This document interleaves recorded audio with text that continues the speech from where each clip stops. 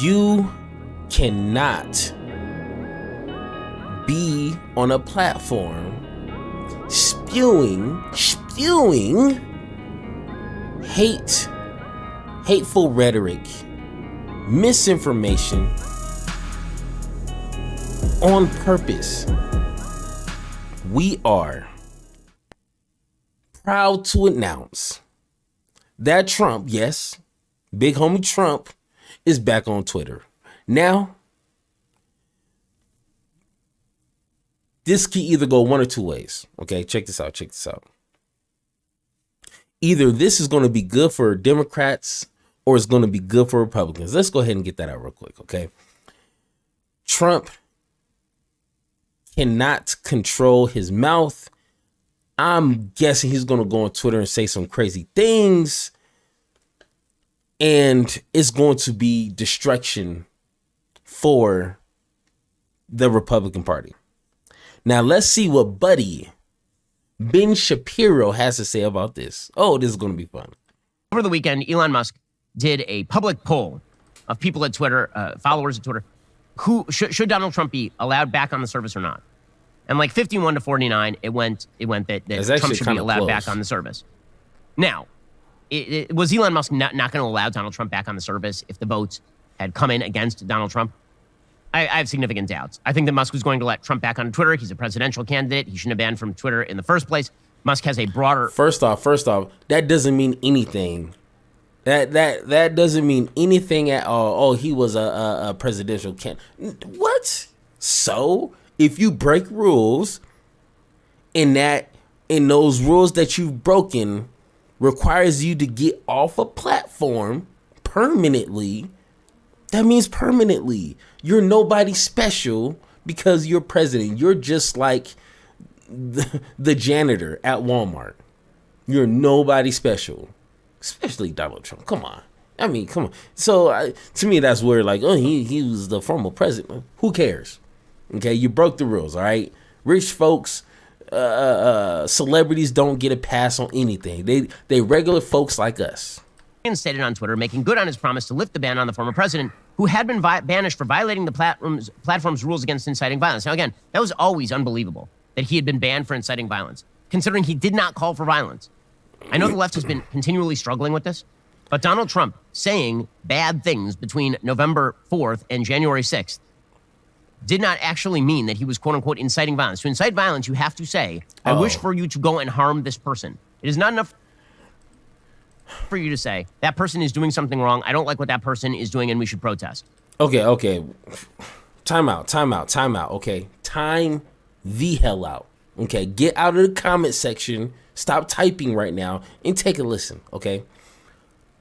Ben Shapiro says to incite violence, you need to say, are we in like fourth grade or something? Are we all of a sudden not able to critically think about things like this?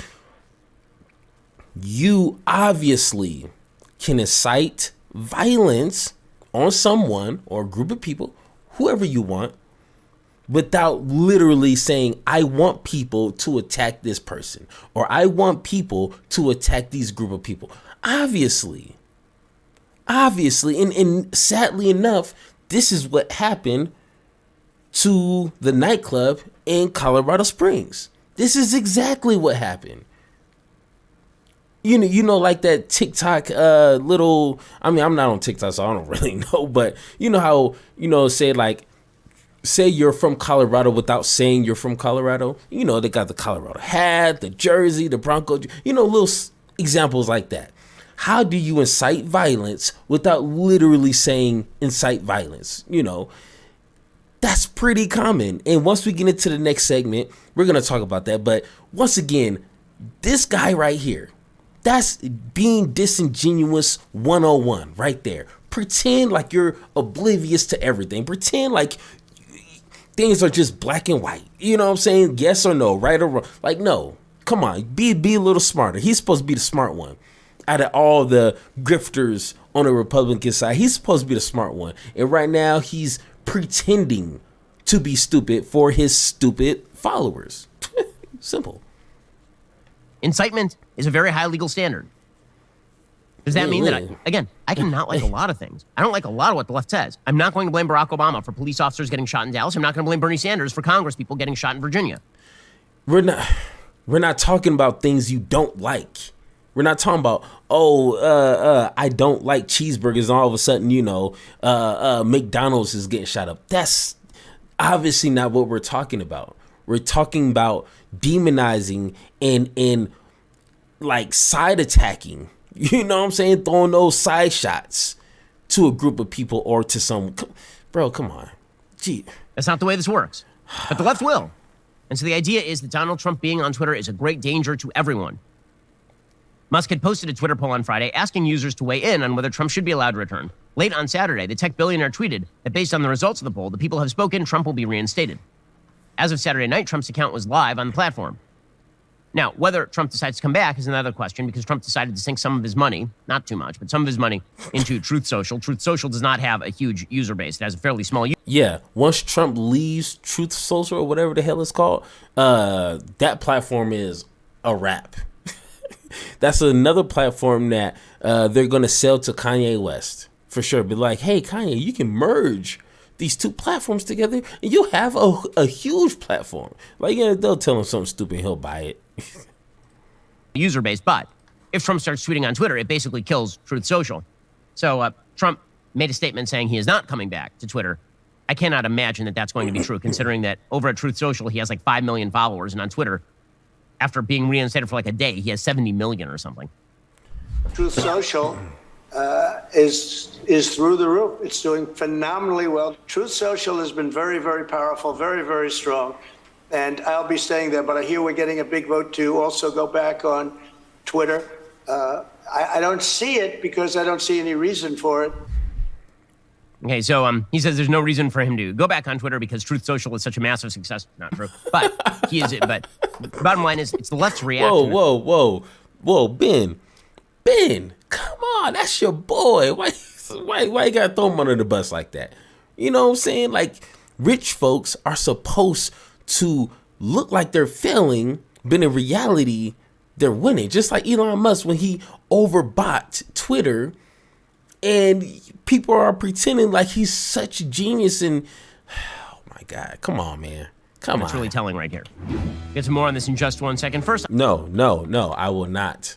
I will not. You're not gonna with other meat. I will not. Squid Ranchers, real meat with you. /Ben. Damn, man. Allowed back on Twitter because he spreads dangerous lies. This is Sam Harris, the same Sam Harris who, by the way, said that he would not have cared if Hunter Biden killed and ate children. Maybe the story should have been suppressed before the election because, after all, Hunter Biden was not a danger to the Republican Donald Trump was. Oh my God, who cares about Hunter Biden? He tweeted out, if you do bring him back, Christ. You shouldn't. Please have a terms of service that covers the deliberate spreading of dangerous lies and then apply it. He'll be off again within a week. Now, the question is, what constitutes a dangerous lie? What constitutes a dangerous lie? Well, I mean, I think that there are many dangerous lies on Twitter that are routinely allowed. Like what? Please In fact, some of them are trended on Twitter for months at a time. But again, there's no actual standard here for the left, except I don't like it, so it shouldn't be exposed. Oh my God. Bruh, he had that thought. I don't know if you caught it. He thought about it. He was trying to come up with an example, and he couldn't. Because, I mean, I'm not on Twitter. I make glips here and there when, it's necessary. But I don't live on Twitter like some of these people. But I can tell you a lot of harmful lies that if it's repeated enough, if it's said by the right people, said by the right group of people, if that person is a billionaire, because I mean a lot of idiots just listen to billionaires because they just have a lot of money, so they just assume they're geniuses for whatever reason. That's dangerous. Like saying, do not take the COVID shot. Do not get the vaccine. During that time, we had no idea what was going on. So to be hardcore on do not take the vaccine is going to turn you into a turtle or something. Like, I done heard some crazy stuff by some crazy people. It's like, what are you talking about? You do not know if this is going to be a life-saving drug. but you're hardcore saying do not take it. Now, I was the one I was like, hey, if it passes through the hurdles it needs to pass by people that I'm assuming that will certify these drugs, go for it. I ain't gonna take nothing from no back alley type stuff. You know what I'm saying? But people, that's misinformation that can harm people. That's pretty simple. If we have a group of billionaires saying insulin is going to kill people, do not take your insulin. It's been rigged from like evil Democrats. You're gonna have people believe that who rely on their insulin, and they're gonna die. Now, of course, that's not something that I've seen, but I'm just saying, like, that's an example in how, I mean, it's 2022. Who knows what's gonna happen? It could literally happen next week. But my point is, it is dangerous information that can be said, that can be dangerous. So come on, Ben. Come on. To the public view. I don't like a lot of things. They should still be exposed to the public view. So you have Adam Schiff, who for years paraded around saying that essentially the republic was in the hands of the Russians because Donald Trump had been rigged into the presidency by Russian collusion. And he's like, well, no, of course we shouldn't allow Trump back on Twitter because that'd be terrible. I want to begin with the news overnight that Donald Trump has been reinstated by Elon Musk on Twitter. Watching the January 6th committee hearings, Trump's tweets were a big part of the story to be told. Yeah. What do you think of him being back on Twitter? I think it's a terrible mistake, and you're absolutely right. As we showed in the January 6th hearings, the president used that platform to incite that attack on the Capitol. His comments about the vice president, his own vice president, put Mike Pence's life in danger. He showed no remorse about that. He continues to lie about his actions on that day. Now let's see what Ben has trotting to out say. Adam Schiff to talk about lies in public life and what should and should not be allowed is a hell of a move by ABC News. Speaking of the news services, one of the funniest. Oh my God. So he's gonna play Schiff's interview, but not like challenge that or try to refute nothing. What did Schiff say that was incorrect?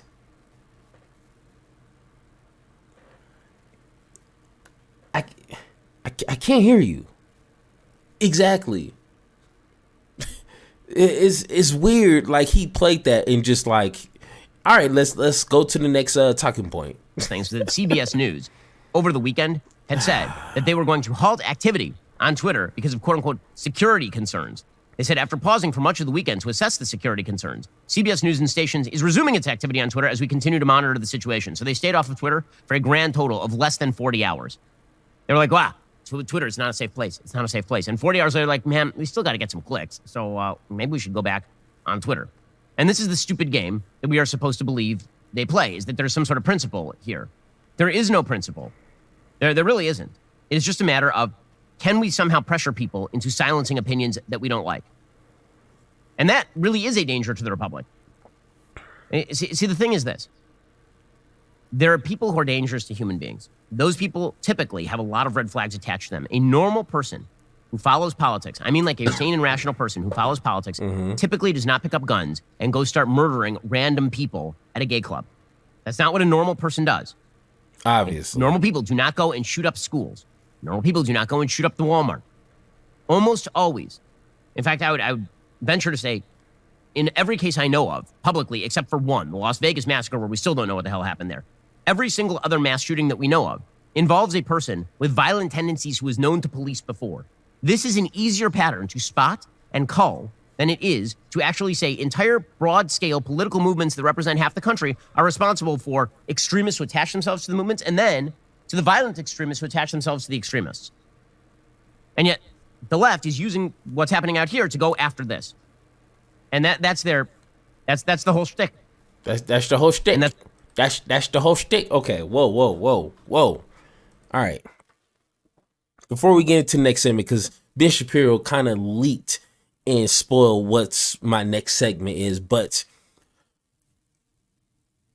you cannot be on a platform spewing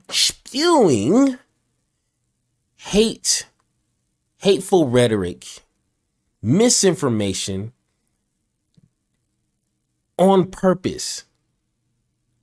I had to really think about, like, there's accidents, there's beliefs, there's, conversations you can have. You can ask questions, like, man, is taking this vaccine, is it safe?